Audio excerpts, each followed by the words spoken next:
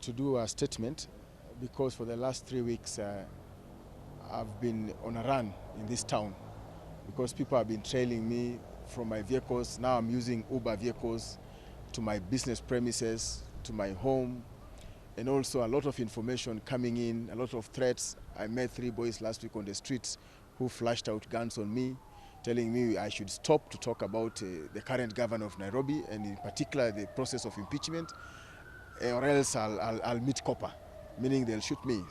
But what has now made me come here by yesterday, the information was very clear. The instruction had already been given by the governor to the 3 young men and 1 prominent askari in this town, that they should make sure while he's away out of the country where he's going to Dubai, that they must sort me out. And then these boys also will be sorted out by the same askari also.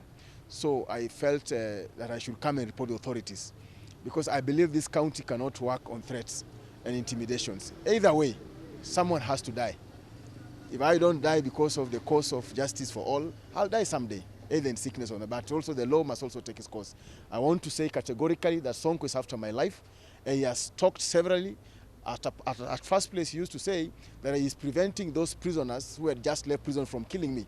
Now already he has sanctioned now for my death, which is supposed to happen this weekend, where he is away out of the country.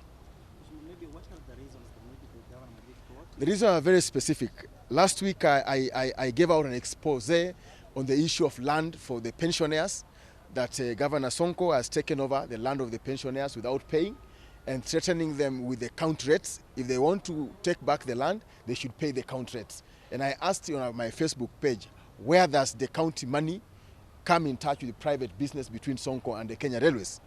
Number 2, I've always said, from last week when Sonko fired the CC for finance and other CCs, that the 1.4 billion given by Treasury was specific money for small-scale traders in Nairobi.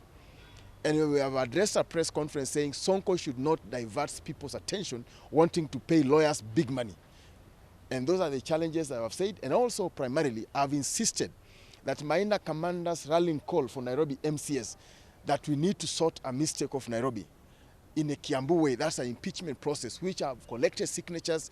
I'm busy doing the grounds and particulars of impeachment for one Mike Mbuvi Sonko. So if that's the issue, I'm sorry to him, because I have to do my job under the Constitution. And that's the primary reason why. And so you are determined that once you resume? We are very determined that when you resume, that we'll make sure that Mike Mbuvi Sonko has to be accountable to Nairobians, especially on Chapter 6 of the Constitution.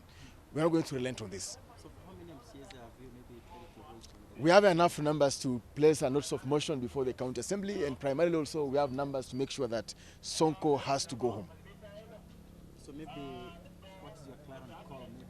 My clarion call to the government of the day, especially I'm happy with the OCS, the Deputy DCIO, the police in Central. They have welcomed me well, they have done my statement. I'm looking forward for them to call the names I've given and the telephone numbers I've given for the assassins who have been hired by Sonko, so that they can be called to record statements, and also Sonko himself to be called to record a statement on Friday in his office. What are the statements he gave out?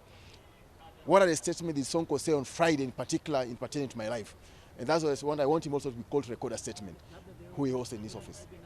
I have the OB number here, which is the OB number 63, where the police in Central have been very gracious to me, and they have given me full attention. From the OCS, the Deputy OCPD, the Deputy OCS, all of them. They have given me a good attention, and I've recorded my statement. You have said some people flashed up guns.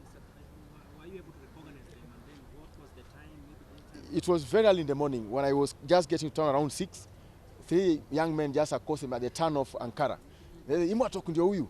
I said, "Imwatok, what's it?" And then they said, "You know, Imwatok tumezoeana," and then they flashed their coat telling me, "You know, sasa kopa itakukula." I said, and I came back out of my car and said, "No, shoot it if you want to shoot, but I will stand firm on what I believe in, because I have to do my job." The OB is OB number 83 of 06 of February 2020. 83. Yeah. Thank you, Mheshimiwa. Asante.